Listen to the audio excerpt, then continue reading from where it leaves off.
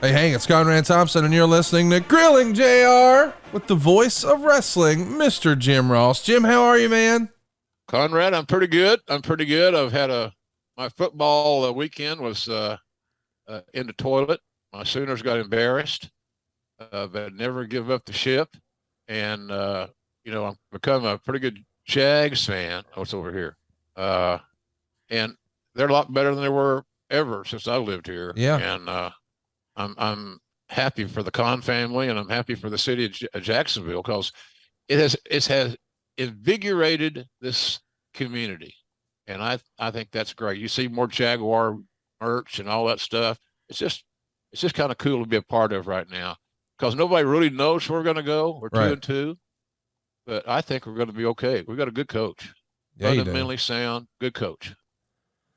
Well, and we're all about good coaches here on the program, and you were one of the best coaches, and we're going to talk about one of the guys that you had a hand in his career that still has a legacy we're talking about to this day. And it's right around his birthday. Of course, as everybody's listening to this, it's Thursday, October 6th.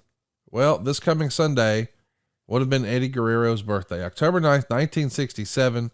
His father and trainer, Gory Guerrero, were first-generation wrestlers and later a promoter. And his other sons, Mondo, Hector, and Chavo, were all, of course, in the wrestling business too. I think Gory passed away in 1990. Did you ever get a chance to meet Gory? Oh yeah, I did. Yeah, he was a really sweet guy, smart guy, and very, very talented. And the Gory special and things like that he invented are still being utilized today. I think it's pretty good accomplishment and a tribute. But his sons followed him into the family business, and they all attained various levels of success, but nobody approached the success that Eddie had. And the reason for that, Conrad, is as much as I respect the entire family, including Mr. Guerrero, who is simply a sensational talent, Eddie was in a league of his own. And you actually got to work with Chavo and Hector in Yep. Mid-South, right? What was that like? Good. They grew up in the business. They knew all the do's and the don'ts. Don't come late. Don't come screwed up. Work hard. If you're going to put somebody over, do it the right way. Make them look good before they beat you, type deal. But they were fine. Chavo was way ahead of Chavo Senior. What they call him one time? Chavo Classic. Yeah, that's right. I thought that was kind of cool. Hilarious. He was on the original, I think it was the UWF show open, doing a moonsault. Now this is many, many moons ago before moonsaults had 18 different names. Right. And so that was in our show open, and it was breathtaking. And I think it was him. I don't know how I remember this bullshit. I think he did the moonsault, Conrad, on a preliminary heel named Gustavo Mendoza. Oh, wow. I think Gustavo was a Puerto Rican gentleman. Good solid hand, by the way. Probably better than a lot of hands that are working today, fundamentally speaking. So anyway, it was fun to work with those guys. You didn't have to tell them anything. They knew when to be at work. They knew how to process their assignment, and they got a lot of work for Cowboy. And I enjoyed working with them. They were very innovative, and I think that's what we saw from Eddie. Eddie took innovation to another level, and I don't know. It was just a joy to work with the Guerreros, all of them, including I get to see Vicky every week. She's remarried. I'm happy for her. She's just a sweetheart of a lady. Yes. But all of them are just super people, so good experiences, good vibes in the Guerreros. So Eddie debuts as an in-ring performer in 1986, working for CMLL as Mascara Magica. When did you first see Eddie come onto your radar? I know he pops up on WCW TV once in 1989. I think it's May of 1989 against Terry Funk. Would that have been the first time you would have seen him, or would somehow Eddie have been on your radar before? No, I didn't see.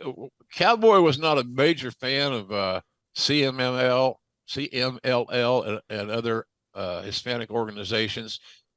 We didn't have access like today, where you can, go online and watch all the stuff you want to watch. We didn't have that opportunity back in those days. And, then there's a situation where if a guy's doesn't have a green card, you got to work on that. And some offices didn't want to do that because of the cost involved. But I think Terry Funk probably had as much to do with getting Eddie recognized on that level as anybody ever could, because Terry had so much clout, so much credibility. And so when Terry Funk spoke, we listened. Everybody listened. He's only 21 years old here when he has this match with Terry Funk in May of '89. He does work a dark match for Wrestle War in '91, teaming with Ultraman. And I got to wonder, do you remember there being any push way back in the early 90s here, 89, 90, 91? We know that Eric is going to really lean into Lucha Libre for Nitro. But did it feel like WCW wasn't quite ready for that in 89, 90, 91? Yeah, it may be so. I think a lack of product knowledge and the lack of overall wherewithal, it just wasn't a priority. We've talked about WCW at various times, and until Eric came along, it was a train wreck, obviously. Yeah. But I don't know. Nonetheless, it wasn't on the radar like it became on the radar, which I applaud. Let's talk a little bit about AAA, because Vicky and Eddie marry in 1990. Eddie's going to float back and forth between AAA and New Japan essentially until 1995. When he's over in New Japan, he's working as Black Tiger. Right. We've spent a lot of time talking about New Japan, and obviously your great history with New Japan, really helping bring them to an American audience, gosh, almost a decade ago.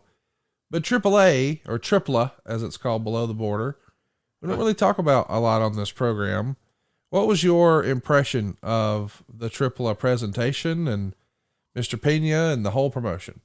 Well, it was impressive. They built a hell of an organization. And I think just the prejudice of the good old boy aura of pro wrestling, where all the promoters are basically, white ex-wrestlers. They built we didn't give them the respect that they deserved, I don't think, in general. But when you saw those talents do the things that they did, and you knew that your audience would be mesmerized because it would be new, totally new. And as I said on the show many times, wrestling fans love surprises and they love new. Yeah. And if your booking idea falls under one of those umbrellas, new and surprising, you're onto something. So it was that's how I looked at that situation. Eddie was just, but Eddie's work in Japan as Black Tiger was amazing. And again, you get guys that go to Japan and they come back, and the Cowboys always looking for talent back in those days. And then WCW is always looking for talent in that era. But there was no political issues in Cowboys area to bring Eddie Guerrero in. But I think that in other territories and maybe WCW might be following that category. I don't know. They changed smartly. Eric made that change. But you just got to go where the talent is. You got to recruit the best players and get them on your field and get them in your game. And Eddie Guerrero was always, no matter what group he was in, Conrad, no matter what locker room he was hanging his clothes in that day, it's hard to say he wasn't the best performer in the locker room. Period. That covers a lot of ground. It does. Do you think there was in this early 90s era, was there a stigma against hiring wrestlers coming from Mexico? Was it just viewed as a totally different thing? Was it a size thing? Not understanding the culture, the mask? What do you think it was? Several of those boxes you just checked. Size was an issue for some. The green card component. The green card meaning you're able to live in America, even though you're not a citizen. That was another issue. Promoters oftentimes, Conrad, took the path of least resistance. And to get somebody that's, I've heard Cowboy have this conversation a million times. Do you have your green card? C. Come on. You're hired. But that's an issue that a lot of fans don't think about, the political world. And of course, now it's, it's still a big issue, getting guys green cards and papers to stay in the country and so forth. But I think size had a lot to do with it. The language issue. If a guy couldn't speak understandable English, to bring him into a territory where promos are essential, was a little daunting, because you got to talk, Right. And that was the thing about Eddie. Eddie was a great talker. He had an accent. So what? I've been told I have an accent. I don't believe that, but I think I sound like I'm from Wall Street. I love you. Yeah, JR Wall Street. That's my new gimmick. But I think there was a little bit of a stigma, and for the reasons I mentioned, and a lot of them just made common sense until you found a guy like Eddie who could speak English and who did have a green card and who was the most one. I don't know that I've ever seen a more talented in-ring performer than Eddie Guerrero. He had great matches, Conrad, with so many different guys in WWE when I was there. When I brought him in there, he was just he had been waiting for this opportunity. He was hungry. He was angry. He's pissed off all the time because he thought he had to wait too long to get his break. And I can't disagree with that. Well, that's one of the things I want to ask about, because I know Chris Benoit got a tryout with the WWF in June of '95. Would that have been something that's on your radar because of Stu Hart? Or I'm just wondering, was Eddie even on the radar in '95? Well, Benoit was you're talking about an apple and an orange here. Benoit had those Calgary connections, right? And the Bret Hart connections, and Bret's opinion carried a lot of weight, as it should. Sure, still should. It still should, in my opinion. I think Bret Hart could be a tremendous asset to any pro wrestling company in the world, because he's got it. He's a natural born leader and a coach, and he understands fundamentals. Yes. So, and I love Bret. He's just a hell of a guy. He was always good to me when he didn't have to be, and when a lot of others weren't, because I was the new guy for WCW type deal. And I had to get over a lot of that stuff, but and I did, and we did. But he was a challenging individual, Conrad, to manage, because he had those demons that he had to control, and trying to control his own passion for waiting as long as he did for his major break on global television. He was a handful. And then again, the pills and things like that we had to delve into. You talk about your Conrad quote, deep dive. Yeah. I dove deep many times. I remember sitting in a locker room with Eddie, reading his Bible with him. Mm. I'm not the most religious guy in the world. I'm not bragging about that.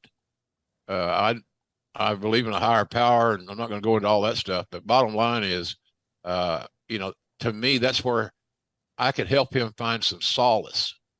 I don't know how many talent relations people went to a locker room and had somebody stand outside the door so nobody would interrupt you and listen to Eddie read his Bible or to talk to him about it. And when we would finish our little sessions, and him sharing, and a lot of it just turned into, how you feeling today, or why are you down the dumps? Things are going great.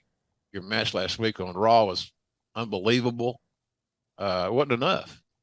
But again, I think the pills had a little bit to do with that mood altering stuff, because I found Eddie to be a genuine joy to be around, except when he was Andre.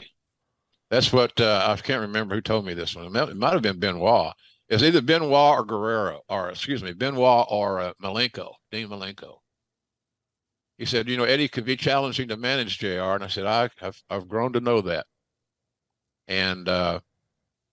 But when he's Andre, you got to be careful, because that's when he blows up. He walks out, he leaves. I'm through.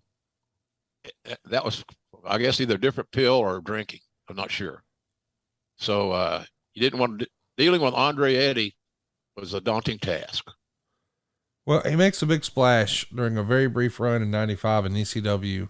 He winds up signing with WCW around the same time Nitro's starting up, along with Chris Benoit and Dean Malenko.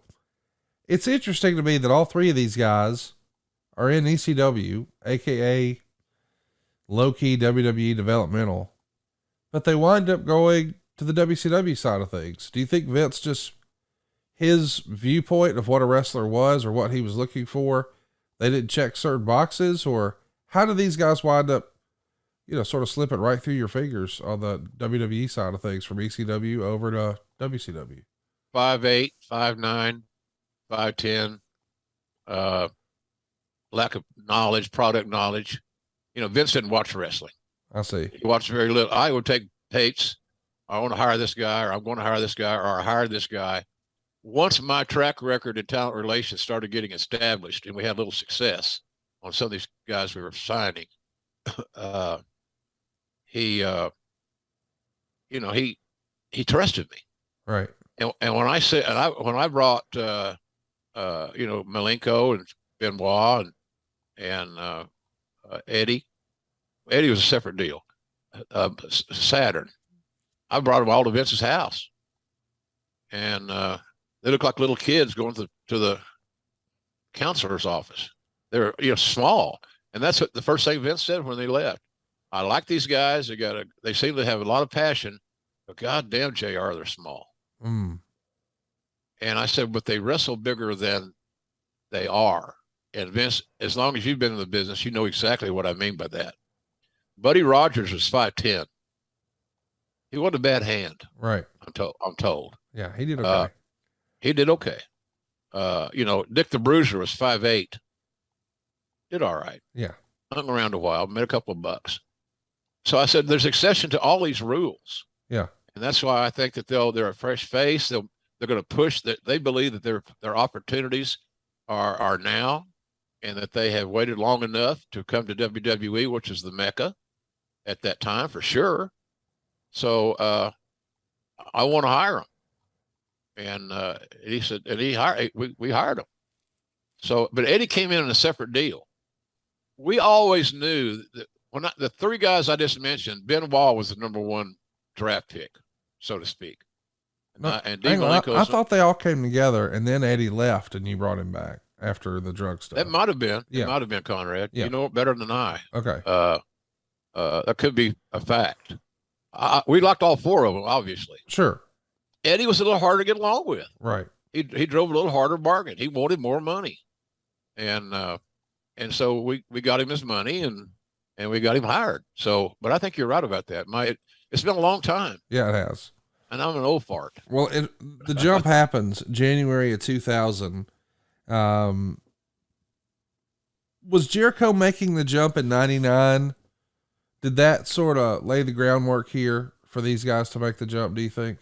Well, it didn't hurt anything because Jericho also is not 6 feet tall. Right. So I give you the same line on Vince regarding Jericho that I did on these other guys. He wrestles bigger than he is. Right. And so the first rattle out of the box for Jericho, as we all can remember, his reveal in Chicago on Raw, interrupting the Great One. Right. I think that's all it needs to be said, that we had full confidence that Jericho was going to be a player. And more importantly, perhaps Dwayne Johnson believed that too. Because there's no way in hell we would have a brand new guy interrupt The Rock if we didn't believe it was the right thing to do. Right. And Rock agreeing with that scenario and buying in and contributing to that creative. Talk to me a little bit about Eddie coming in here, because he did have a pretty rough car crash. I think it was New Year's Eve, 1998. He winds up being thrown from the car. A lot of people assume, hey, that might be it for him. He battles his way back, comes back looking like $1 million. But you knew this was a guy who had, at times, flowed too close to the sun, or whatever sort of expression you want to make. Yeah. Yeah, you're right. Was any of that addressed in the first initial meeting? I know that he's going to have a hiccup that we're going to get to in a minute where he has to leave and come back. But when he comes over with the group, is any of that stuff ever discussed as far as you recall?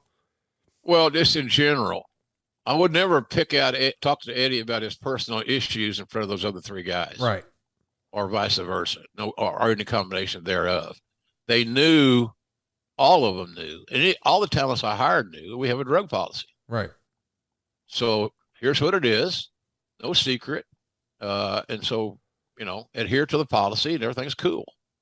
And that's kind of as far as we went with that deal. But I think my problem was at that time, I didn't have a full disclosure of just how bad Eddie's drug problem was.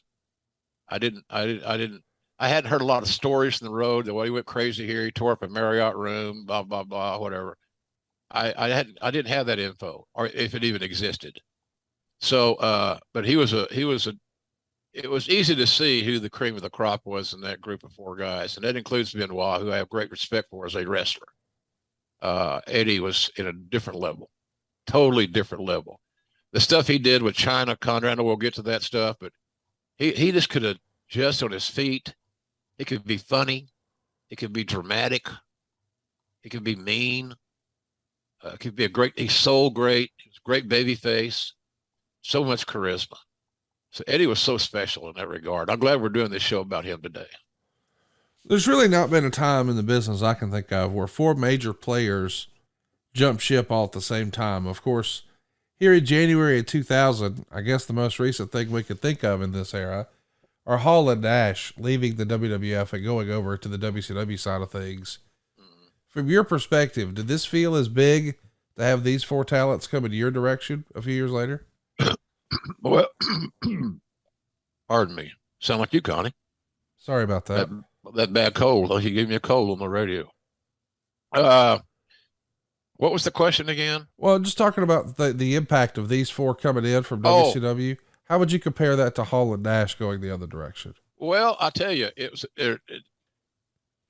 cornbread and dressing. They go together. Yeah. They're both successful entities, but they're different. Yeah. You got the big giant guys, Hall and Nash are huge, super heavyweight type guys, 6'8", 6'7" for Scott, maybe.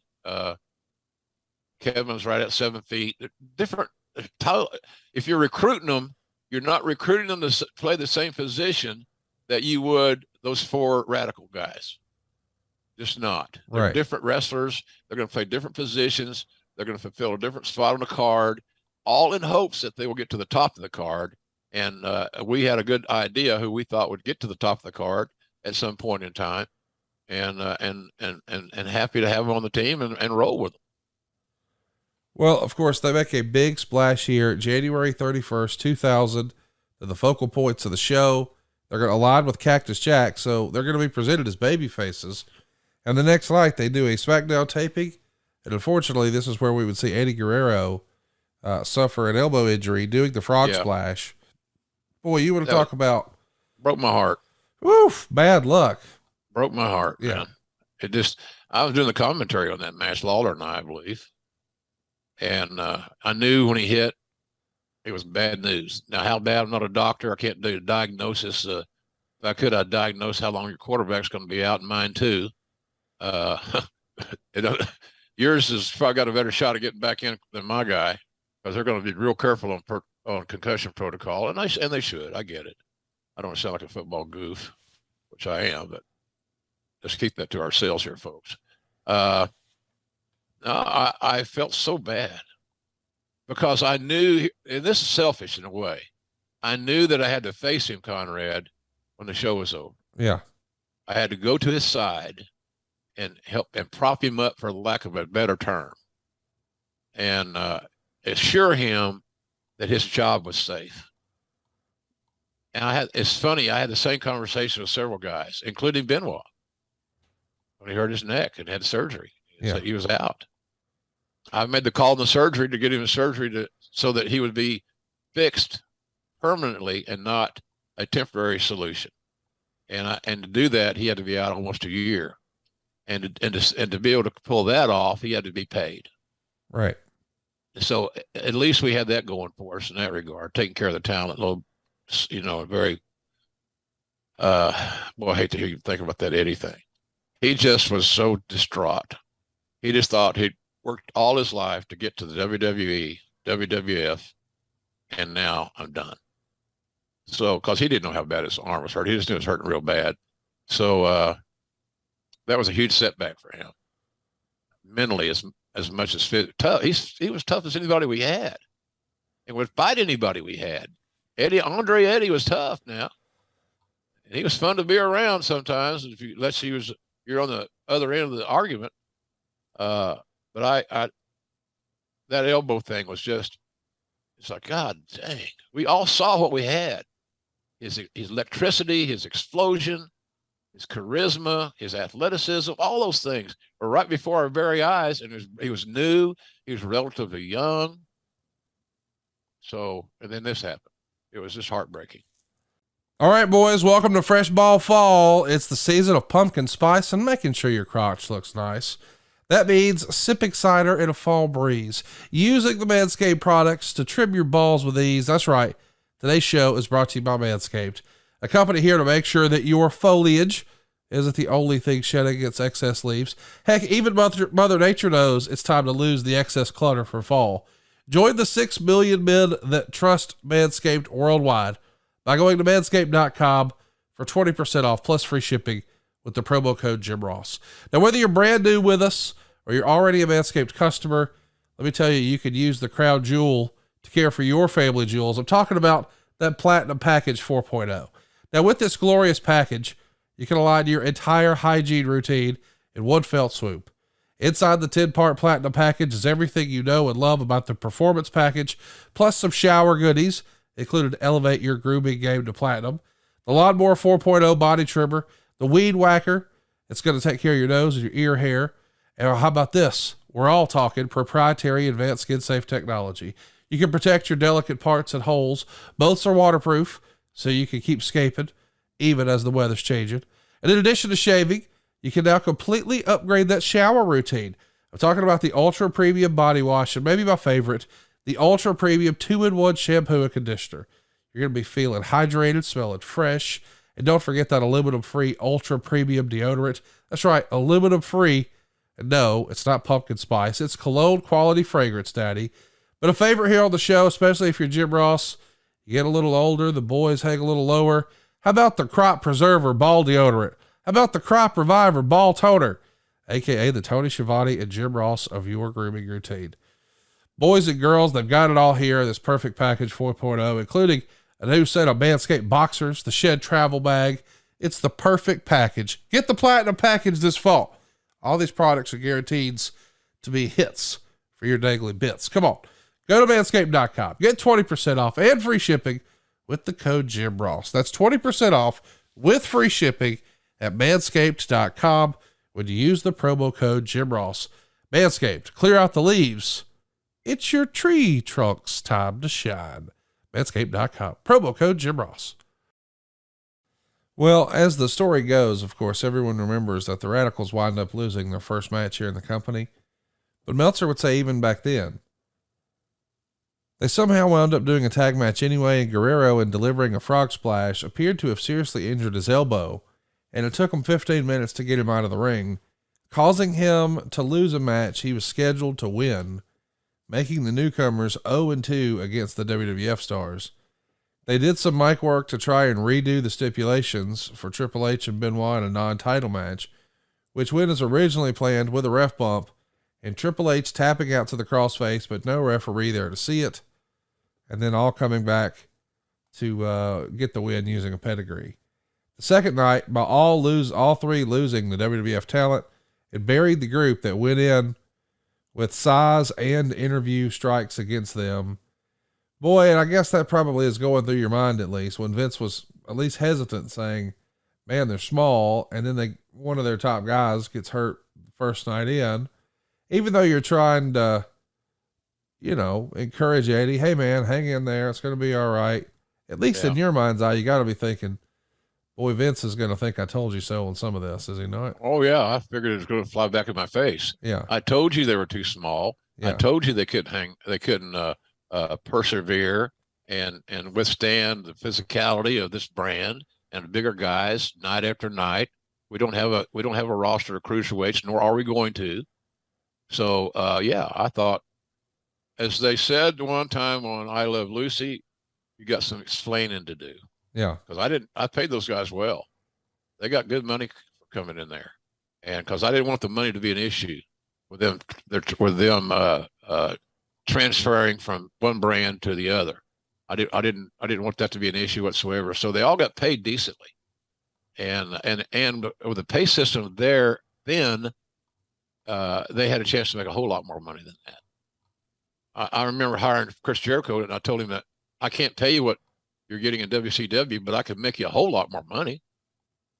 And he looked at me incredulously. Yeah. I said, I'm going to give you a guarantee so you know what's the worst you're going to do. But the bottom line is that if you're healthy and you're booked in the house shows, and all you use in the house shows, don't mistake that. You'll make a whole lot more money than that. And that was my pitch to Jericho, partially at least. He just wanted to get out, and he made the right move, obviously, because it just really launched. Not that he didn't have a launch pad prior to that, Conrad, but that was walking out in Chicago and interrupting the Rock, boom, we're off to the races. It's a big deal. So, and that was the same thing. We thought we'd find the same success with Eddie and some of these other cats, but it was a sad day, man. Sad day. I was so brokenhearted about that deal, and not just because I figured I'd get my ass chewed out. I got my ass chewed out every day. Right. Come on, I'm here. Didn't eat me. He didn't eat me. He didn't beat me up. He just chewed my ass out. And I can handle that because I grew up with a father exactly the same way. You missed that tackle. How come you made a C in algebra? I love the guy, and I still do. I miss him. But boy, he was tough. He watched too fucking many John Wayne movies. Put a stick in his mouth, crunch it down, and take that bullet out with a knife. Tough. So let's talk a little bit about what's next for Eddie. The Radicalz are going to turn heel on the very next Raw. It's coming down from Dallas. They're going to attack Cactus Jack and then have a big 10-man tag main event. Eddie's out, of course. He's injured. So he's going to assume the managerial role for a few weeks. Hey, so you're at least trying with Eddie. Hey, if you can't wrestle, we'll try to still keep you on TV, keep your brand out there, right? Yep. That's the idea. Figure out another way. We've talked about this with the Austin case. Stone Cold Austin. Yep. They just wanted to say. I saw a tweet, I think yesterday or today, about Chyna, Sable, and in there quoted me on one of our shows saying, the audience was content.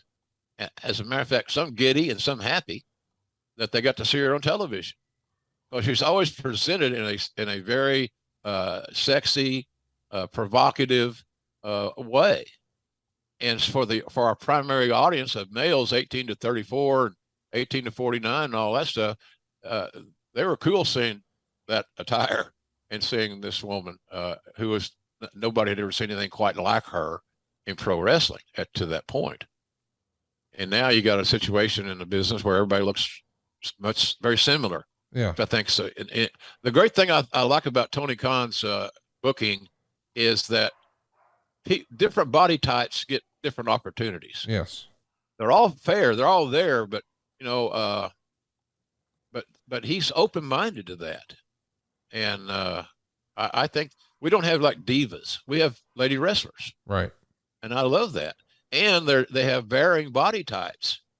Back in the day with Sable, the wrestling business, when they talk about women, they were used to talking about Moolah and Mae Young and all these legends. And certainly nobody ever seen anything quite like Sable. No, I hadn't. I've been in business a long time. So, but that same basic thing. You try to figure out ways to get somebody on television so that their image isn't forgotten.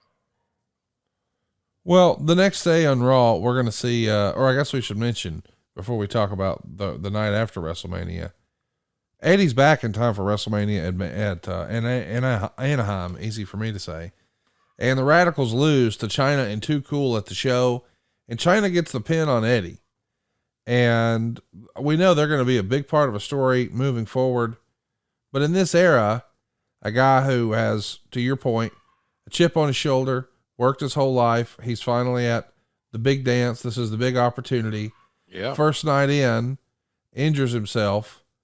Now he's on the shelf. We're still going to try to keep him on TV, but the result is he's going to be more of a managerial character for a bit. Now he's finally at his first WrestleMania. Congratulations. But We're going to have you take the pin to this lady. How did that go over with Eddie? I don't think it was a big issue as much as people thought it would be, or it could have been, or it might be. And it's been a company secret all these years. I don't recall that being a big issue. Now, obviously, I'm not trying to sell you a bill of goods, Conrad, that he was okay losing right instead of winning his first match at WrestleMania. I'm not trying to sell that stuff. That ain't going to work. It's just not, but point being is he rose to the occasion. He was a team player. I had the same conversation with him once. I can't remember which pay-per-view it was. Some of our fans will remember, where he was the opening match on the pay-per-view. And man, he was pissed off all day. Yeah. And it was one of those deals where I thought we may have to have another Bible study. we need to pray over this, my boy. I said, here, you don't understand the psychology of what we're doing here. And maybe you don't know as much about this business as you think you do right now because you're thinking more egocentrically. And that is, you should do a match. You should have your match, win, lose, or draw, walk back through the curtain in the gorilla position, and where Vince is sitting, and turn and look at all of them sitting there and say, follow that. That's what you want to do. Yeah. Walk out of that son of a bitch like you're 6 feet 5 inches tall, and that look, or even you might even say it. Follow that, fellas. Yeah. Follow that. Yeah. And he understood that. He took that as a challenge, and it worked. Hey, whatever you got to do to get in the end zone, right? Well, the very next day, after WrestleMania, we're going to see Eddie win the European title from Chris Jericho, thanks to Chyna's help.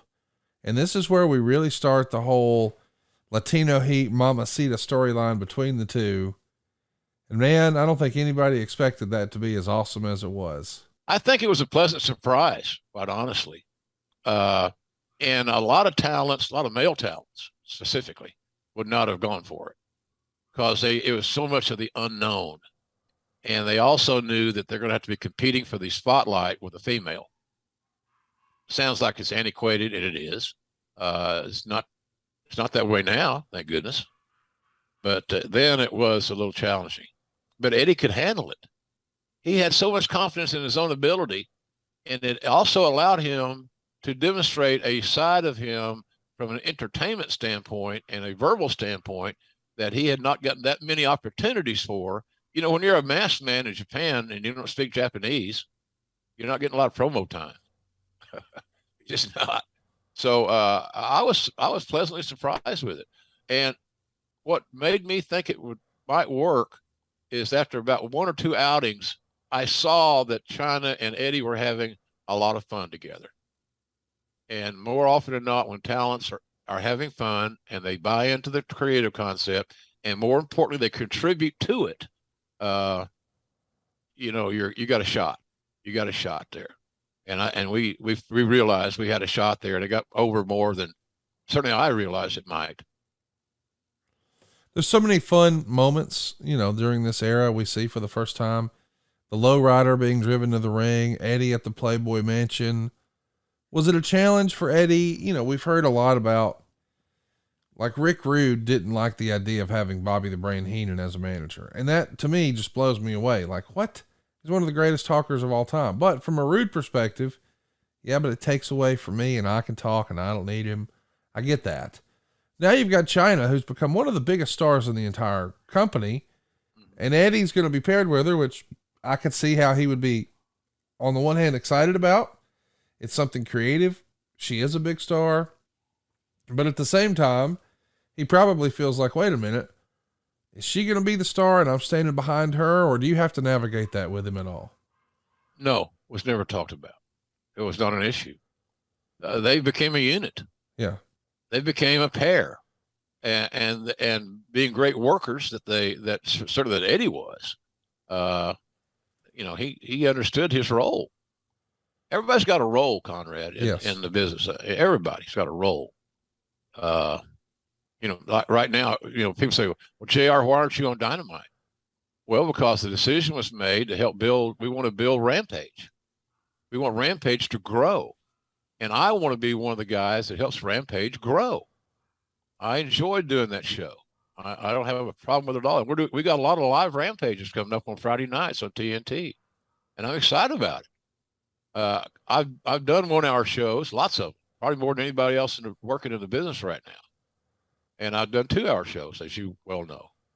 But you know, it's just my role right now, and I'm happy with it. And I think Eddie just saw the same thing. This is his role right now, and it can be used like a launch pad, because once we discover that Eddie Guerrero has a personality, Conrad, that he's got a personality and he wants to share it, we got a better opportunity for the return on our investment. And that's what we kept talking to Eddie about. Use this as the next place before you get to the next place, because there's going to be another next place for you.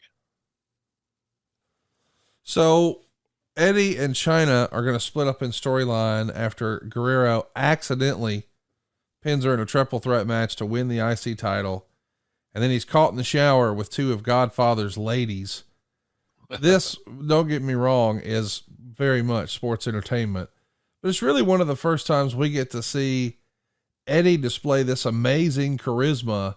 Right. And this is probably what helped sell Vince on Eddie more than anything else, right?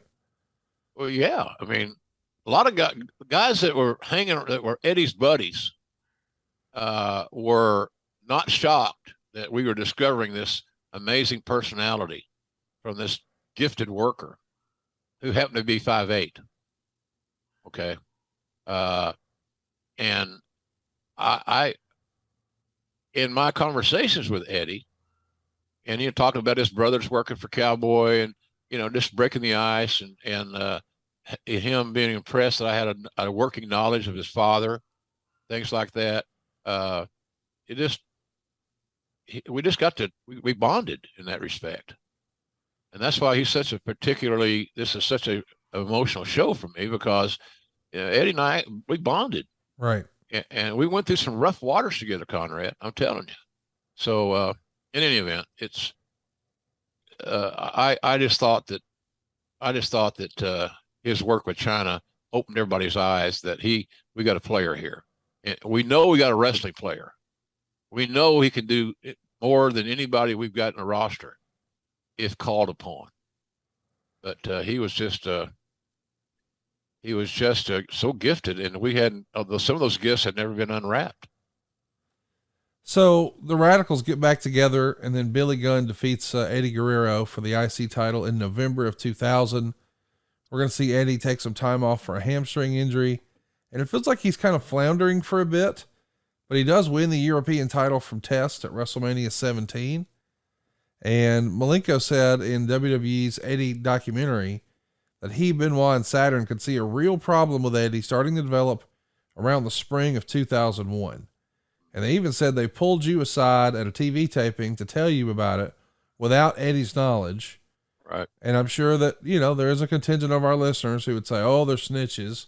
But this comes from a loving place. You're trying to help your friend. You're trying to get him help. You got some really good friends to be looking out for you here. What do you remember about this moment when they pulled you aside and said, hey, when they pulled me aside, we were at a venue at a building where we were having a show that night. I don't remember where it was.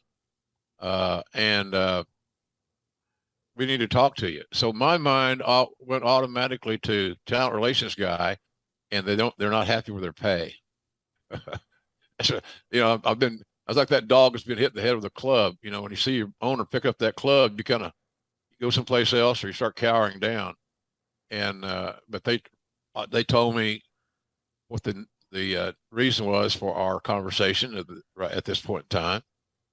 And Eddie was very good about hiding things. Eddie was good about going off to a locker room and not being seen the rest of the day. And so we had to have a chat. And I didn't tell him that his friends smartened me up. That just causes another issue. Yes. Now, he doesn't trust them. He doesn't trust me. I'm going behind his back, all this other shit. So, but those guys stood up for Eddie. They loved him, and they showed their love by reaching out and hopefully getting Eddie some help. Well, it doesn't happen right away, because a few weeks after this, I guess Eddie showed up in Minneapolis in no condition to perform. Meltzer had this to say. This is from the July 11th, 2001 issue of The Observer. Guerrero, 33, was sent home because of the belief he was in no condition to perform on Raw in Minneapolis. The descriptions of his condition were really bad. He was scheduled to wrestle Matt Hardy. Jeff had replaced him in the King of the Ring qualifier. He's basically gotten the same directive that Shawn Michaels got. There's no timetable at this point on his return, and his angle involving Matt and Lita has been dropped. Guerrero has been somewhat injury plagued ever since coming back too soon after a very serious auto accident on New Year's Eve of 1998. He's kept quiet about having a very bad back, as it was said to have been in a real bad situation. So perhaps you could see Meltzer trying to read the tea leaves. This guy had a bad accident, came back too fast, maybe has started to over-medicate in order to make the towns, and now his friends are worried about him, huh? Is that fair to say? Yeah, fair to say. I think that's an accurate assessment of it. The next week, Meltzer would say Guerrero will return if he successfully completes rehab. His problems are believed to involve the use of prescription painkillers, which is obviously something quite common in wrestling. Guerrero's problems may date back to his auto accident and coming back too quickly in WCW. With 4 noted drug issues coming up publicly in the company in just the past 3 months, Jim Ross has said the company is still not thinking about doing comprehensive drug testing as it did from late 91 through early 96. In an interview with Slam Wrestling, JR said, "We do drug tests upon cause, or we take appropriate action upon cause. We had a situation where, in our view, Eddie Guerrero was unfit to work and we took action. He's in therapy. I don't know what else we could do with him." So let's talk about that. What do you remember about the whole, hey, we love you, we care about you, but you got to go get treatment? I have one option. Yeah. No, I was wrong. I had 2 options. I can get rid of you. Yeah. Which solves nothing. Yes. It takes a great talent and buries him even deeper. And Eddie was so emotional. He was so he was sensitive, and so he, the 2 choices I had was, okay, see ya, or let's get you help. Let's fix what's wrong. But in order to do that, with the old cliche, it takes 2 to tango. But he was willing. He wanted to get better. He was tired of being sick. He was tired of being dependent on painkillers. And I didn't, I told him, I said, if we got to get a surgery or we got to fix something physically, we'll do that. You're not going anywhere. You're still young, man. So let's get you healthy. That's the biggest issue I had, was getting Eddie Guerrero healthy. Because I knew if I got him healthy and he came back reinvigorated and refocused, that we had a player, big time player, as good as we would have on the roster. Well, we do need to at least talk about the drug testing stuff. When do you remember the opinion changing there? I mean, you say, hey, society. Go ahead. I'm sorry, Con. Go ahead. Go ahead. Well, society has such an impact on change. Yes. And the more aware that the American public got in performance enhancing drugs and other sports, it's just become a bigger issue. The radar of what's hot, what's not, and what you got to address now or what you got to address next week never changes. And that job was a never ending scenario of solving problems. And, I had the joy of managing a great talent roster that I still believe that Attitude Era talent roster and subsequent next 2 or 3 years was as good as the business has ever seen. Because you don't find rocks in Austin's. That's the one. They're Tom Brady. They're once in a lifetime athletes. Right. So, my goal was to get Eddie healthy. I saw the hurt in his eyes. I saw the pain he had. I cried with him. I hugged him. He hugged me. I don't want to go too far down this rabbit hole because I'll get too emotional, quite frankly and honestly. But that was my goal, Conrad. Let's get Eddie healthy. So what do we got to do? And that's what we tried to do.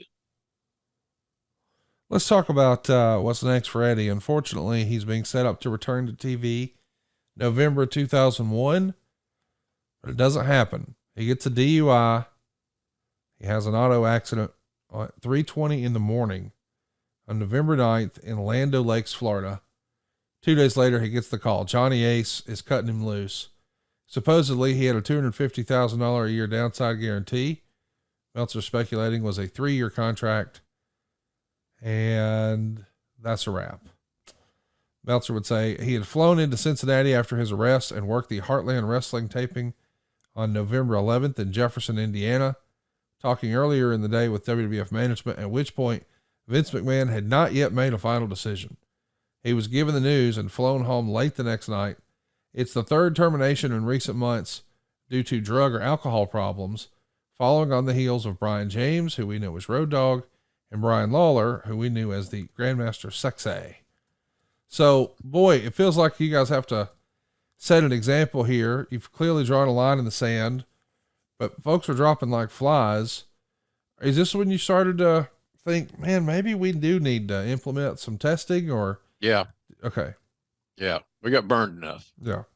And all the guys that I hired, the 3 guys that you just mentioned, they all could work. Yes. They're all talented as hell. They could play the game. Yes. But again, it's hard sometimes, Conrad, without testing to determine how deep a guy or a gal may be into the pill bottle. Right. Just as a hypothetical, the booze bottle, whatever, a bad bottle. And so unless you have some benchmark, you don't know. You're guessing. And this is not something you want to guess about, as this story will end. So he had just started back on tour the previous weekend. He had been out for several months for drug rehabilitation. And according to police reports, he crashed into the gate at a relatively slow speed at the Arbor Apartments where he lives. When the deputies approached him, they smelled alcohol on his breath, noticed he was slurring his speech. He failed 2 breath tests. He wasn't injured. There's only $500 in damage to the gate, and he's released after posting bail. And he's 34 years old, and his friends have said that he was despondent, at least as of late, while he's at home, because his wife, while he was in rehab, separated from him and moved herself and their kids to Arizona. So, of course, we're talking about Eddie Guerrero. She's had enough as well.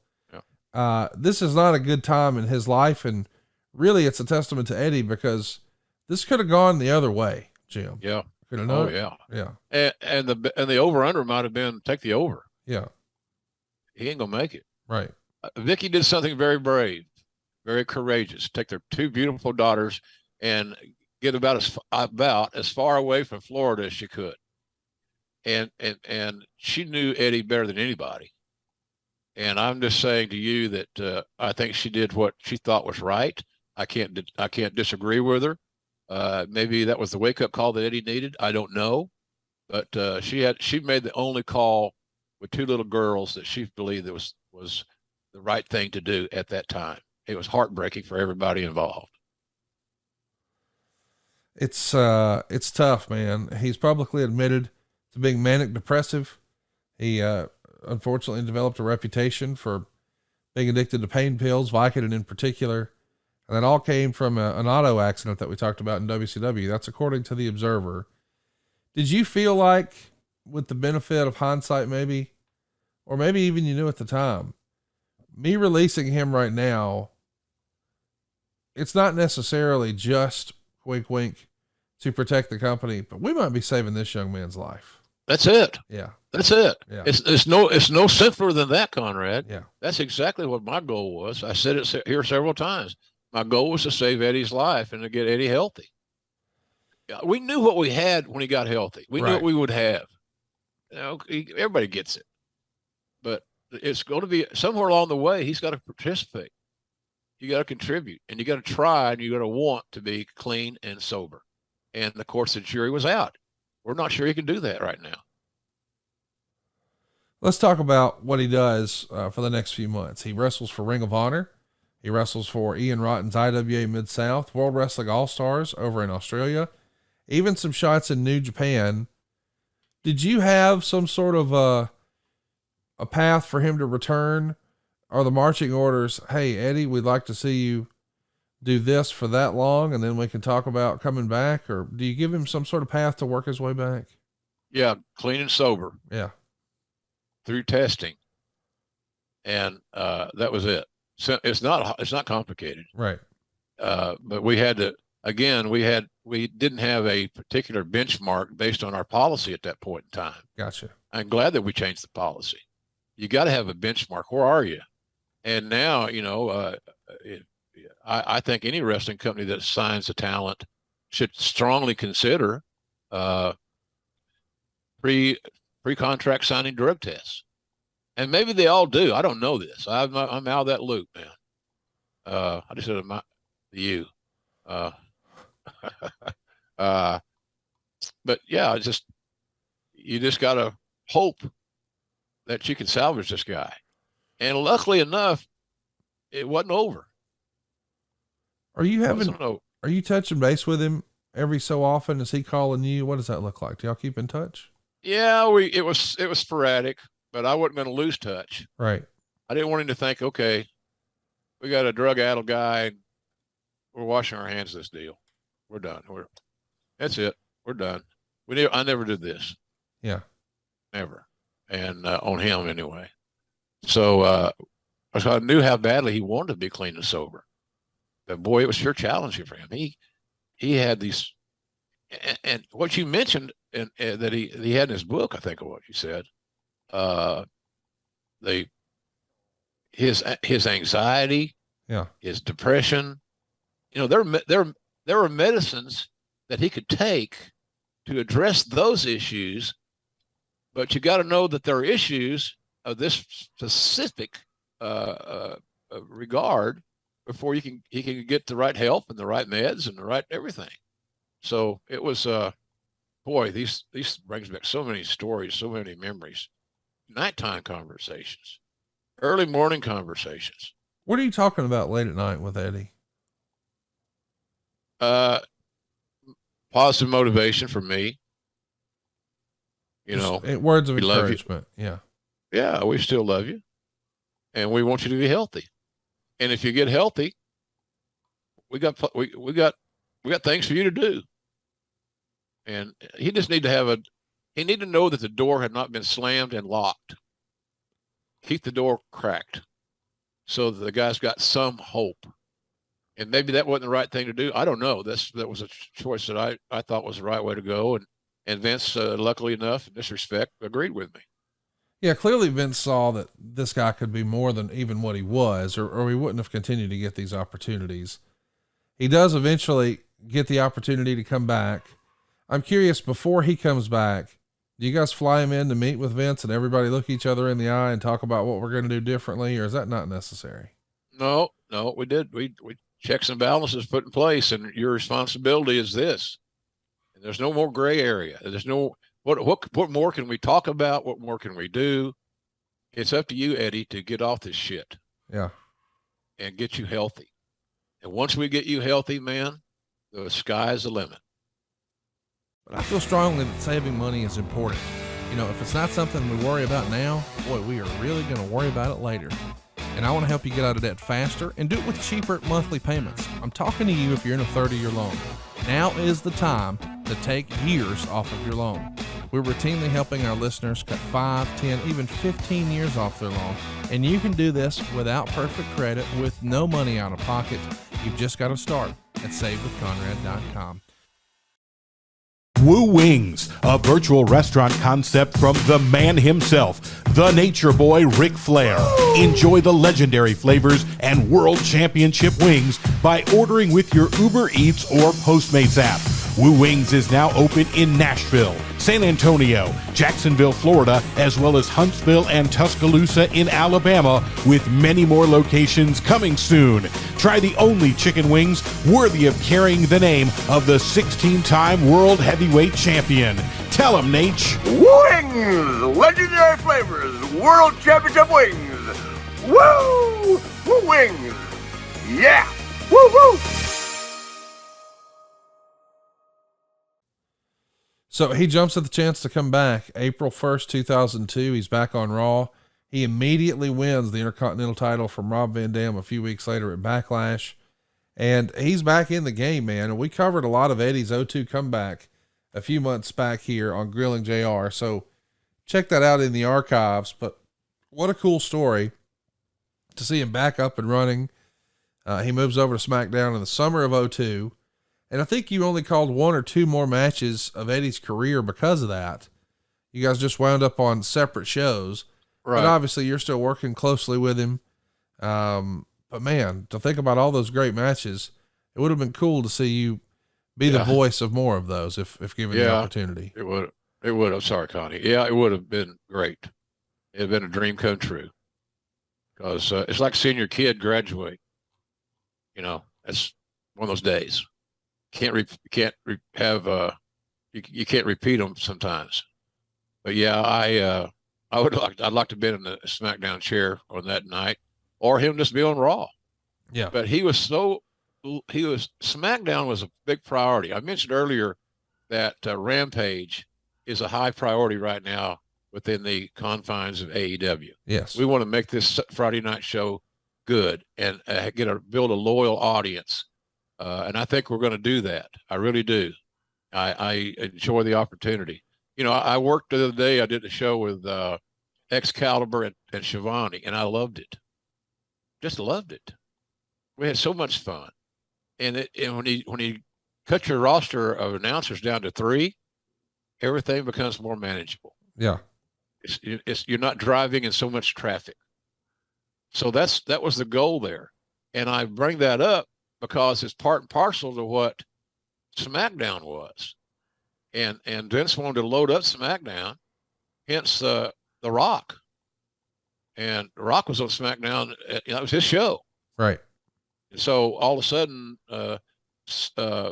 SmackDown became a higher priority simply because of the array of great talent that was performing on it. So, I think Eddie's presence on SmackDown was specific. Yeah, he had a amazing ability to connect with his Hispanic audience, not just Hispanic audience, but with everybody, but especially his Hispanic fan base. He was again, when that happened and it was explained to him, he took great pride in knowing that he was placed on that show for a reason. Right. You're important, and you can help us build this brand. And anytime you get to know a person in wrestling, one of the great things that we have the opportunity to do occasionally in our career is help build a brand. Yes. I mentioned I'm going to help build a Rampage as best I possibly can with every ounce of my being. And Eddie had that same approach with SmackDown. He made an emotional investment in the show. And I think it showed immensely. He was one of the most, if anybody was more entertaining on SmackDown, it might be The Rock. Yeah. That's a big shadow to stand in. But Eddie had no intimidation of that deal, Connie. He was up for the challenge. So Eddie and his nephew Chavo are going to form Los Guerreros tag team around this time. What'd you think of the team here? I mean, this is fun stuff and certainly great for Chavo as well. It was great for Chavo. It was great for the tag team division. My only issue is that I'm not so sure that the world was ready for another tag team. Yeah. It wasn't a tag team territory, shall we say.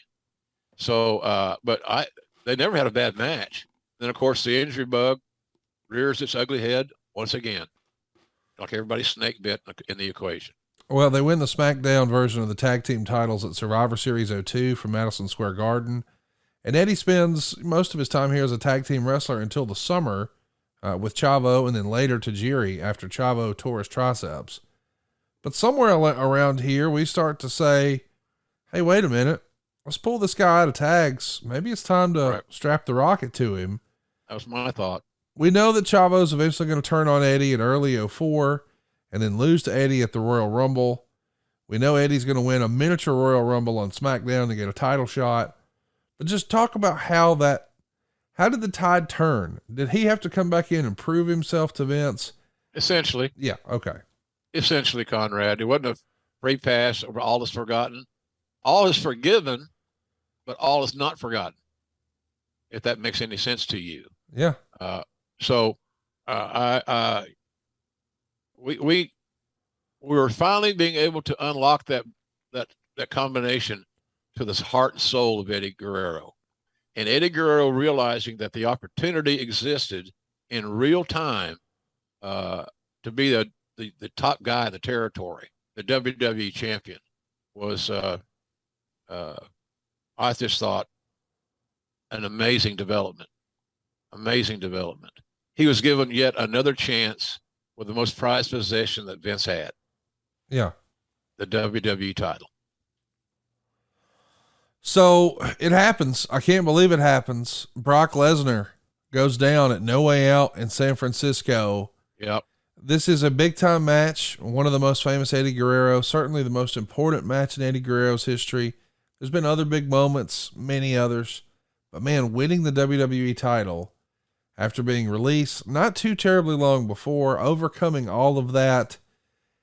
This is one of the great success stories in wrestling. I mean, this is a guy who bet on himself, pulled the nose up.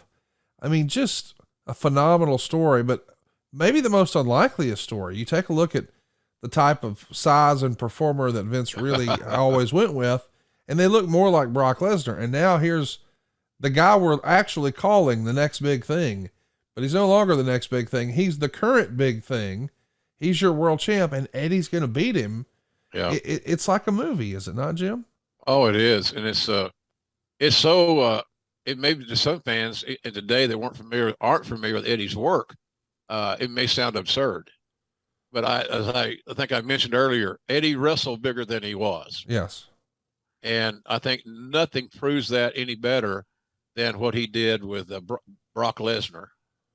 And the fact that Brock Lesnar had so much respect for Eddie and his abilities that Brock had no issues that I'm aware of to this very day of doing the honors in the Cow Palace, I believe. Because I think Michael Cole called that match. I think it was a SmackDown match. It was fantastic. Yeah, that's right. Yeah. And I was there.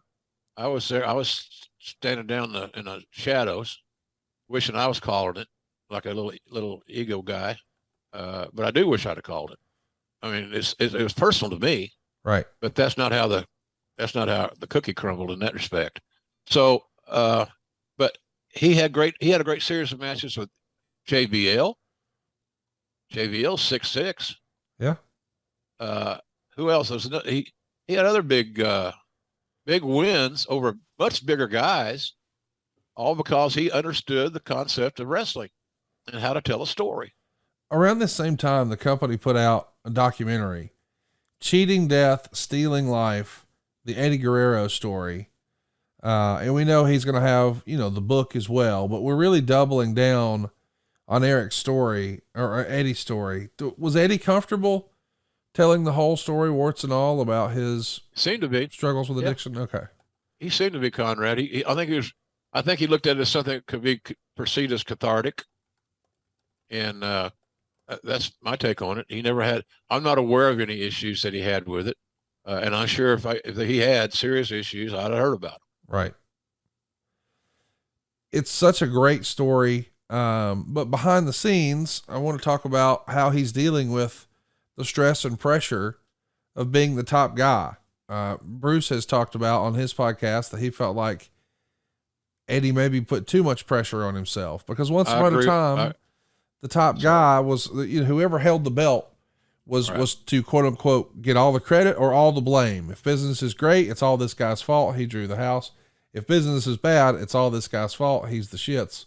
And you don't want, after working your whole career to get this spot and this opportunity, you don't want to let it slip through your fingers. And allegedly in those days, Vince would be on the phone with his champion every day. I know Bruce used to talk to Eddie on the regular. You did as well. Yep. How did he deal with the stress and pressure of being the guy?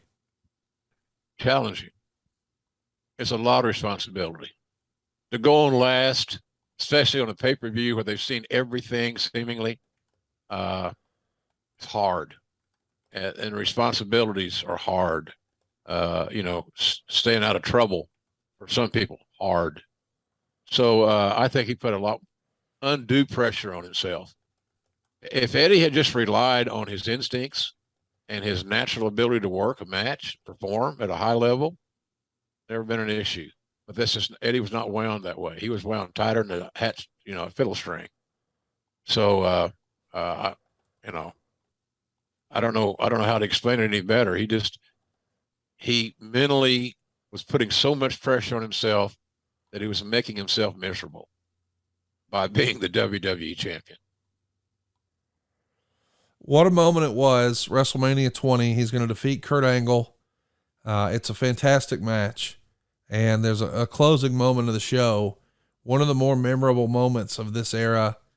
Eddie Guerrero and Chris Benoit hugging in the center of the ring.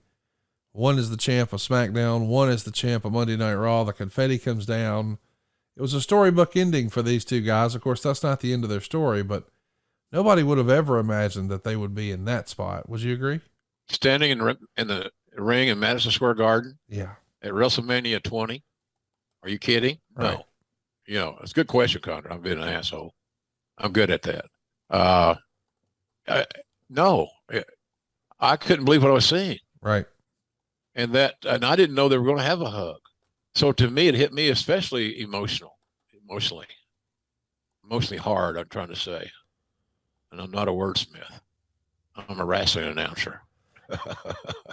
No, that was one of the golden moments. Connie, I'm writing this third book. Yep. With Paul O'Brien and I. And we're trying to come up with some of what the fans perceive to be JR's best calls. Yep. And what I had in a meeting this week, I said, I want the fans to be involved in this book more than they have in the past. So let's create a venue for them, a path. So what I'm going to ask here on the show for the first time is you can use Twitter at JRSBBQ. I'm sure Conrad's crew will throw something out there to encourage you to participate. But I'd like to know the fans' opinion of the calls that I made, or made with Lawler, or made with Heyman, or whomever it may be, and text them or tweet them to me, because they may make the book, and I think that'd be pretty cool. And because that way, I also get a feel for what the fans have memorialized. Yes. And that's what we want to write about. The behind the scenes of this call is blank. But what is that call? Right. So you guys out there listening, and you got an idea, or you want to share it with your buddies, all the help is appreciated and necessary, by the way. So I don't know how I got off on that tangent, but Eddie's book, I thought was pretty compelling. And I'm glad that he was open and honest enough, comfortable with himself. He started getting more comfortable with himself, Conrad, in those later years. The pressure after WrestleMania, I mean, I'm sure going into WrestleMania is huge, but it almost feels like we've heard for years and years that Vince would, maybe back in the day, look from WrestleMania to WrestleMania. So now it's not necessarily what have you done, but what will you do for me next? Yeah. And what he's going to be doing next is he's going to be in a feud with John Bradshaw Layfield the next few months. This is when we're essentially hitting the reset button on Justin Hawk Bradshaw and one half of the APA. And now he's this arrogant, almost J.R. Ewing type character, Dallas hateable villain, heel, et cetera, et cetera. Yeah. Did a good job. That was a perfect role for JBL. Yes. Fantastic casting. Yeah, I'm not knocking him because this is OU Texas week, but he was easy to dislike. He was a great villain, and he reinvented himself, and he moved up from being a mid-card tag team guy to the most influential heel at that time in WWE, and made a great champion because everybody wanted to see him get his ass whipped, and that's the trait you're looking for a heel. Well, what's great is this Judgment Day 04 match in May of 04. Man, this is one of the bloodiest battles in the history of not just WWE, but all of professional wrestling. Guerrero's going to cut himself maybe way too deep, and allegedly, I think, hits an artery. He winds up going into shock and passing out. He's rushed to the hospital. This is an unbelievable performance. I know that, wrestling, a lot of people are debating these days whether or not blood has a place in it. Well, Right. it was everywhere in May of 04.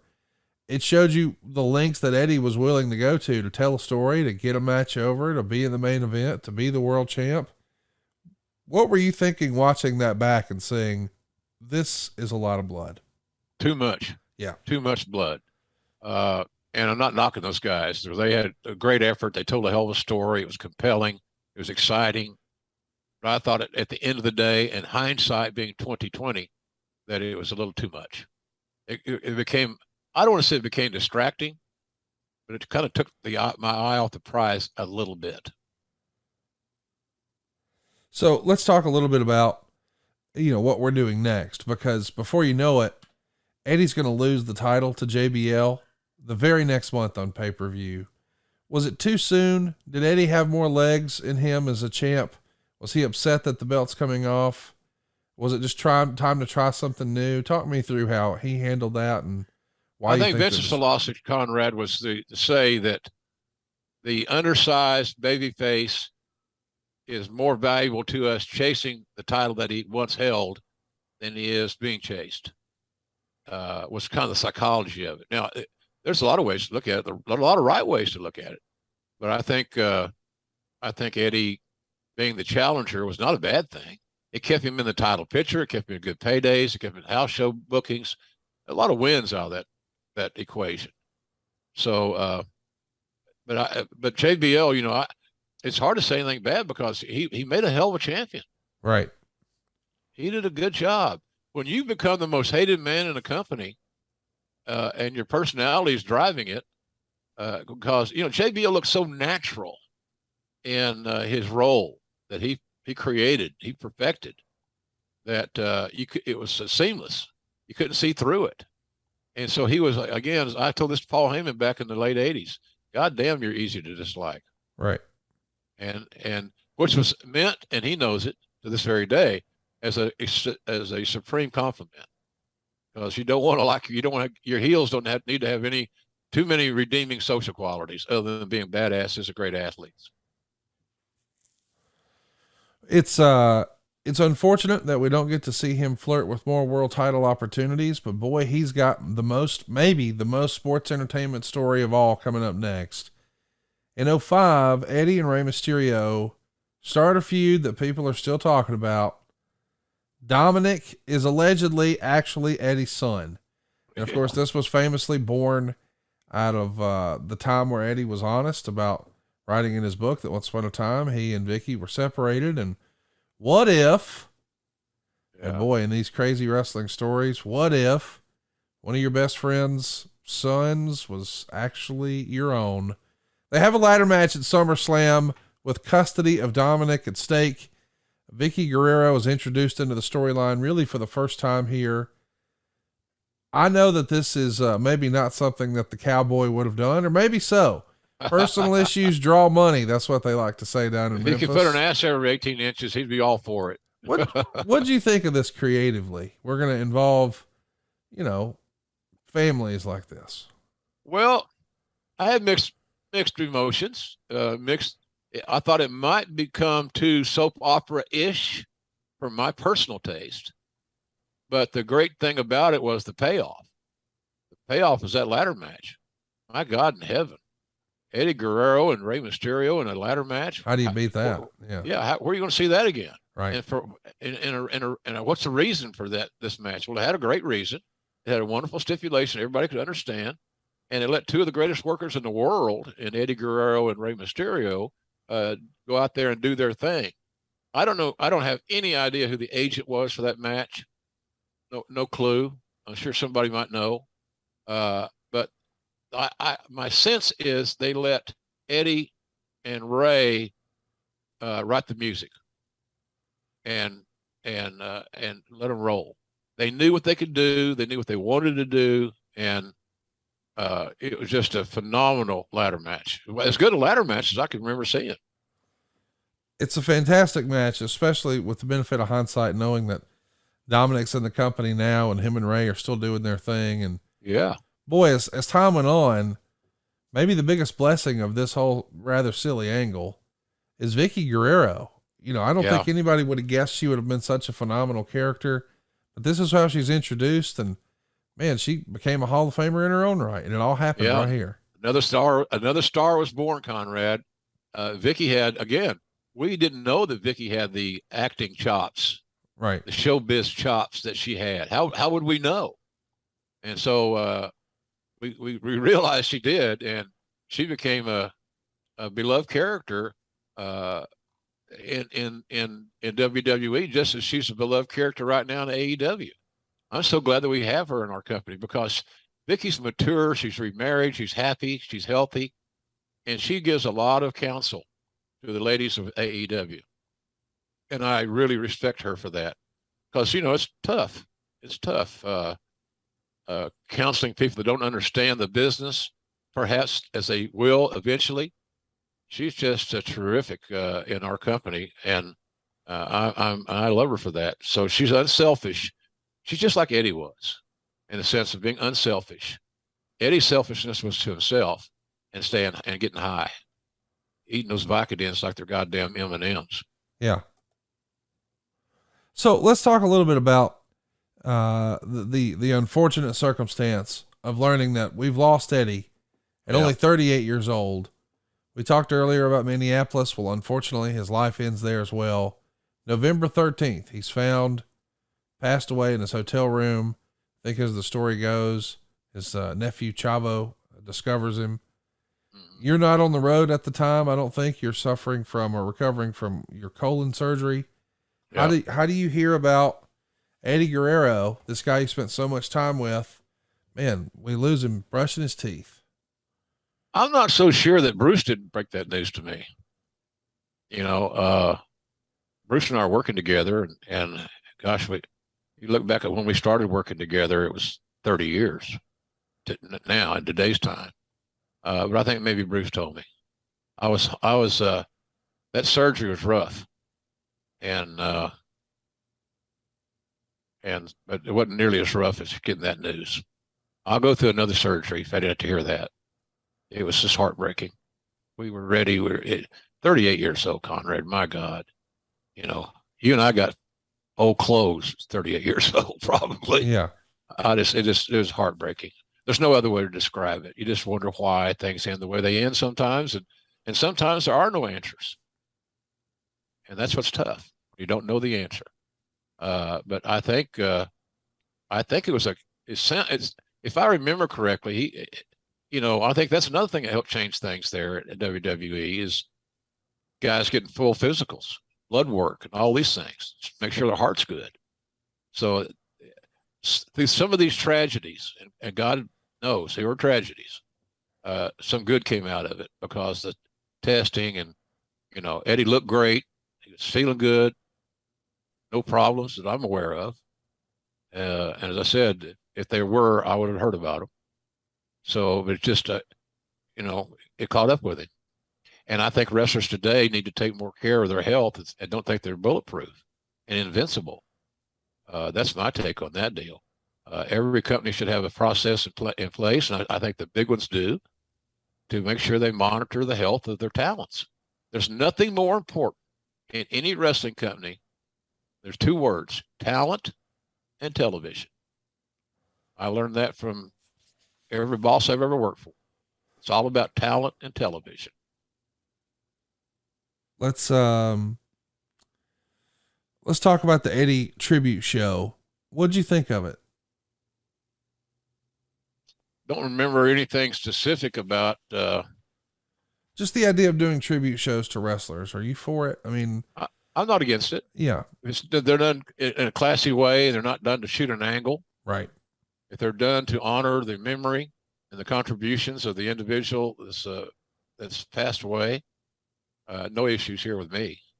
And certainly if anybody deserved it, Eddie did.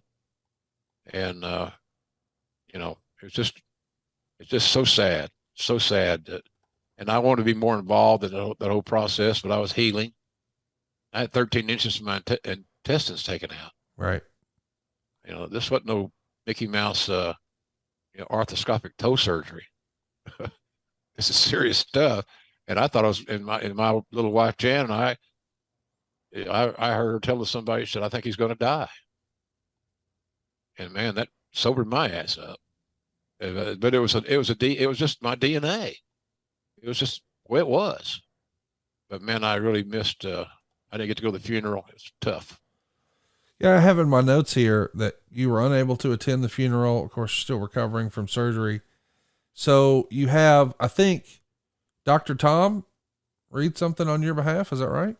Yeah, I heard that. Yeah, I was reading this here again. I remember writing some stuff and communicating. What did I say? Meltzer had this recap. Ross mentioned that in the 33 years he's been in the business, Guerrero was one of the 10 best performers he'd ever seen. That moment was not without its notable implications.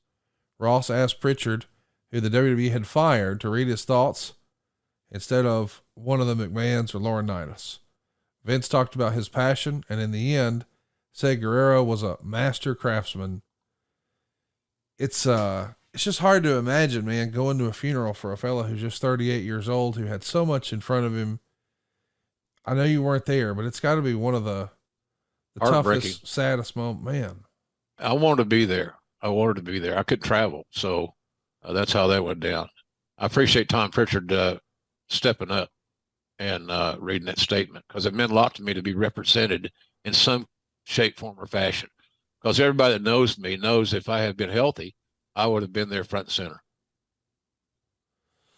Let's talk about the drug policy. You know, it's probably, or not just the drug policy, but the testing policy. You know, the whole wellness policy that the WWE would develop that we know today, it really started to become fast-tracked and evolve in a very quick manner on the heels of Eddie's death. So while Eddie may have had some sort of a heart issue that we didn't know about at the time, moving forward, performers who work for the WWE had an opportunity to have a heads up on that, in large part because of Eddie's passing, right? Yeah. I think it worked. It's just another major slap in the face wake-up call. Something has to be done. And again, if you go back and look at that timeline in society in general, it wasn't just a wrestling issue. This was access to drugs, access to dirty doctors, all those things just became more prominent. But it was just time. It was just time. And a lot of the older talents were very uncomfortable with it because they knew they were users. But they, in their own mind's eye, had everything under control. And really and truly, they didn't. It's tough to think about. What do you think Eddie's legacy will be? I mean, will it be testing? Will it be the matches that he had with Rey Mysterio, winning the title, the Mamacita stuff, the famous Dominic storyline? What's his legacy going to be? I prefer to think of Eddie's legacy that Eddie Guerrero became the biggest undersized star in the history of wrestling. Yeah. We're talking 5'8", Conrad, 5'8". And if you go back and the fans go back and YouTube the Lesnar Eddie match from the Cow Palace, you'll see exactly what I'm talking about. He had so many memorable outings with guys. And look, well, I guess you say, well, who did Eddie wrestle that he wasn't big, smaller than? Well, not many. I can't think of anybody significant for me off the top of my head. But he'll always be, to me, I will prefer to remember him as the great talent that he was, and that he could have great matches with virtually anybody. I know that's almost cliche. Oh, he could have a great match with a broomstick. I used to hear that about Dory Jr. He could have a great match with a broomstick. I don't know if Eddie could, or anybody could have a great match with a broomstick, but nonetheless, I just look back at Eddie's body of work being extraordinary, and that's what I prefer to remember him as. Not our sessions in a closed locker room where we were talking about, and he was reading his favorite Bible passages and things of that nature to give him some relief. I don't think I've ever told that story before. That'll be another one I put in my book. Do you still think Eddie top 10 all time in your opinion? I mean, without a doubt. Yeah. Without a doubt, Connie. Without a doubt. Eddie Guerrero would be a main event level talent in any generation that I have personally worked in, and that started in 1974. There's not a generation that I walked through, earned a check from, earned a living from, that Eddie Guerrero would not have been a star. Eddie Guerrero's biggest issue was Eddie Guerrero and the damn pills. Vicodin is our enemy. And it ate him up. And then again, if the right process had been put in place or had been put in place, hindsight's always going to be 2020. This would never have happened. Eddie's health issues would have been detected. He'd have got treatment.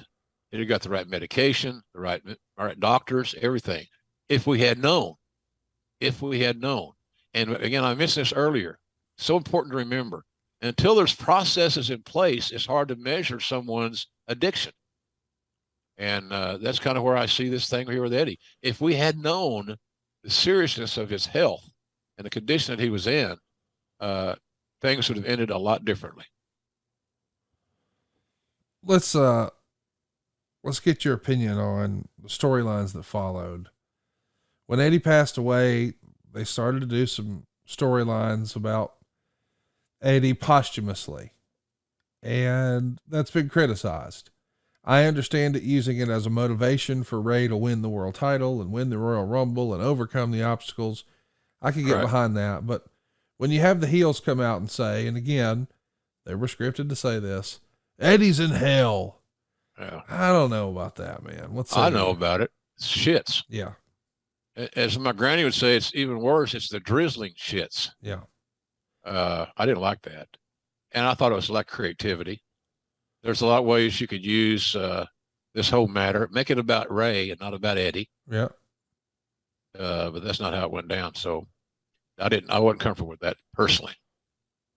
Talk to me about what you think Eddie would be doing today. If he was still here, I'm sure he'd be hanging around the wrestling business somewhere. Oh yeah. Yeah. What do you think he would think of today's business, and where do you think he would fit in? It's hard for me to think for Eddie, but I think the answer to the question, he'd definitely be in the wrestling business. Yeah. I can see him being a great agent, producer, whatever. I can see him being an amazing asset in a training environment. There's just so many things that he could do. And let's also remember that he would be so influential to these young talents because he's Eddie Guerrero. Eddie Guerrero pulled me aside at television and gave me these pointers. They really helped me. And they believed him, and they tried to execute him because of the Eddie's endorsement, right? Quite frankly. So I think he'd still be in the business, and he could do a variety of roles. We got lots of questions about Eddie. There's no way we'll get to them all. Adam Lesson wants to know, in JR's opinion, what was one thing that made Eddie stand out the most? Passion. Yeah. Passion. He had it. Passion. Uncontrollable at times, but he had amazing passion. And that's something you can't teach. You can't coach it. You just can't. So I think Eddie's passion is what will always stick with me.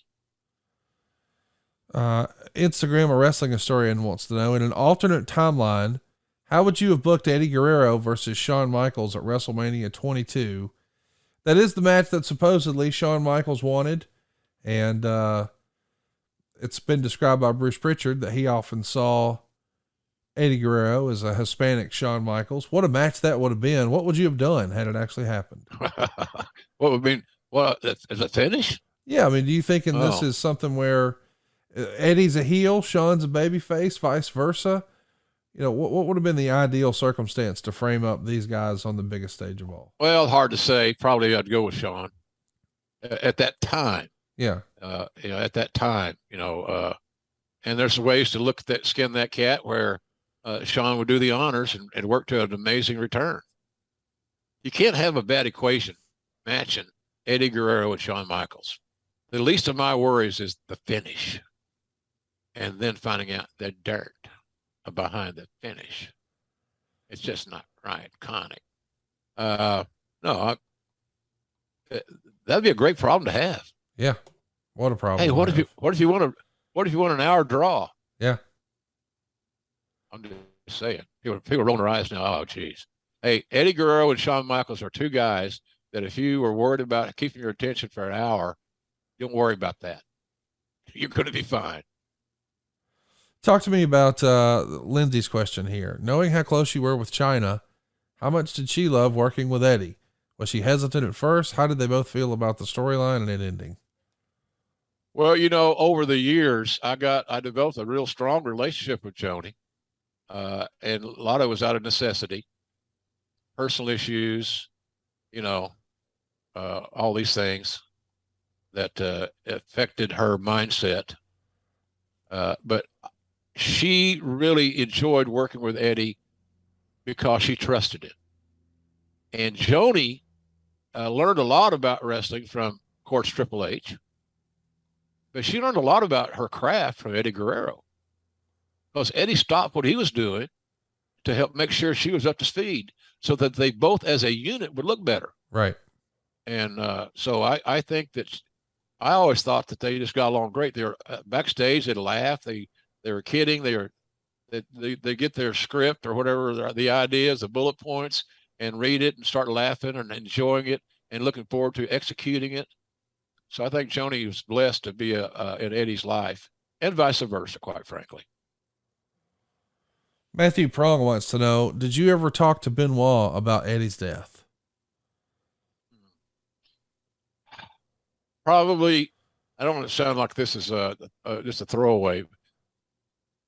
Probably in passing. I got you. I mean, we both loved Eddie, and I mean, Benoit that helped destroy Chris Benoit. Yeah. Eddie Guerrero was passing. So, but in passing, I would say, Conrad, to be honest with you, we didn't have a stop.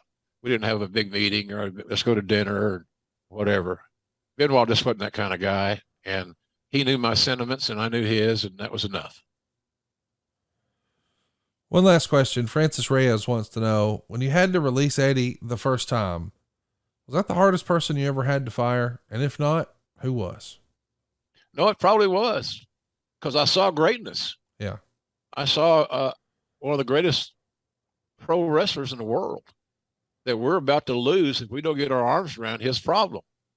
But in order for us to get our arms around his problem, he's got to cooperate with us. He's got to allow us to hug him. And that's what we kept waiting on.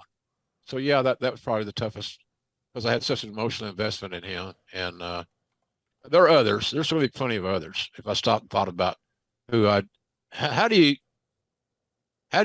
find any joy in firing anybody? No, you can't. Can't. No. That's a morbid way of living your life, if so. Yeah. So anyhow, I think that was the hardest one, especially on today. Today it's really the hardest one, because we've gone back so much and talked about these memories. I hope the fans enjoy getting a little peek behind the scenes of the man that Eddie Guerrero was. And he was absolutely off the page. I hope that his timeline and what people see on social media and shows like this will reacquaint him to the wrestling fan, because he's worth researching. Oh yeah. One of the all-time bests. And when we're thinking of all-time best these days, I know I think of jrsbbq.com. It's my favorite seasoning of all.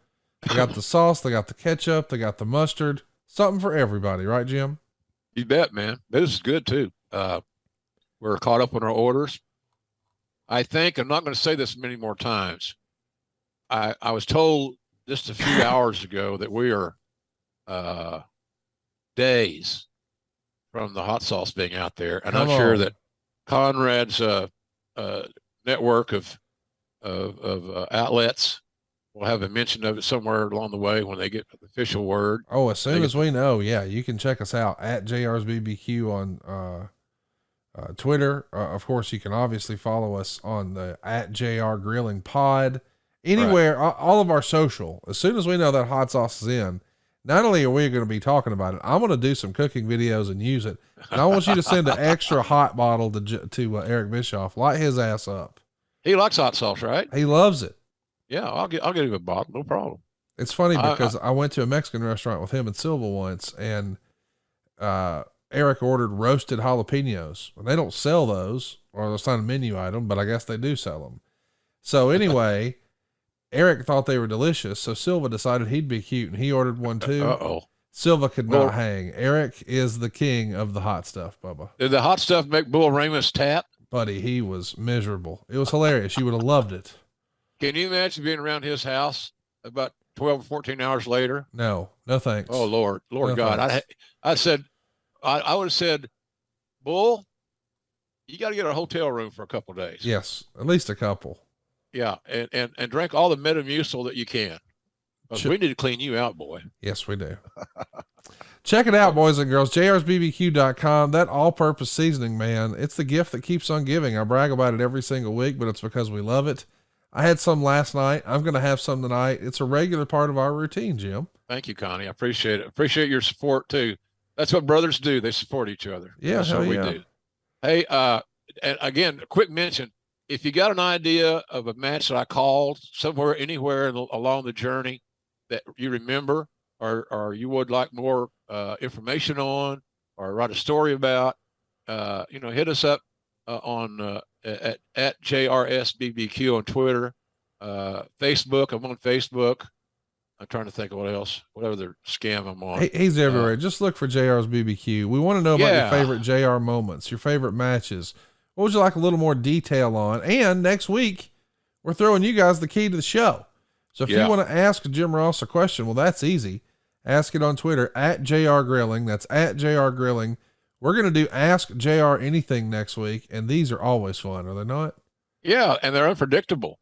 And really, educationally, it shows you what the fans are thinking. What's on your mind? Yeah. We can guess, but this way we get it from the horse's mouth and not from the horse's ass. I can't wait. It's going to be a lot of fun. Tune in next week, boys and girls, to another episode of Grilling JR. And don't forget this Friday, it's tomorrow night. It's 2 hours of AEW action. Yep. Everybody's talking about Andrade versus the Dark Order's 10. It's Mask versus Career. It's not just a Rampage. It's 2 hours of action, right? Yeah, it's 2 hours. I think we're going to have the Battle of the Belts on following Rampage. And again, Rampage is a high priority. We're going to do all we can. I'm going to do all I can personally to make this son of a gun a hit, and in my little part of the world. And so don't forget about us on Friday night. As a matter of fact, just go set your DVR so you don't have to worry about it. There you go. Just get ahead of the curve here.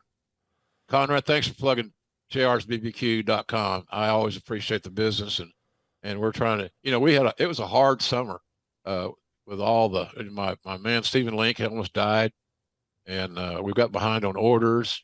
We're not behind now, and so it's been rough. And then before that was COVID. It's been challenging to be an entrepreneur, and just like you and I talked before we started taping. Yeah, this shit ain't easy. No, it's not easy, man. So anyway, thank you for doing that, Connie, and thank you for the audience for supporting it.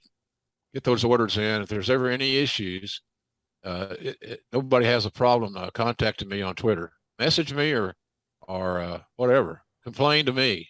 Don't complain to the world. Well, I loved it. This was a fun story. We got to brag a little bit about Eddie Guerrero. We hope that you guys dug it as much as we did.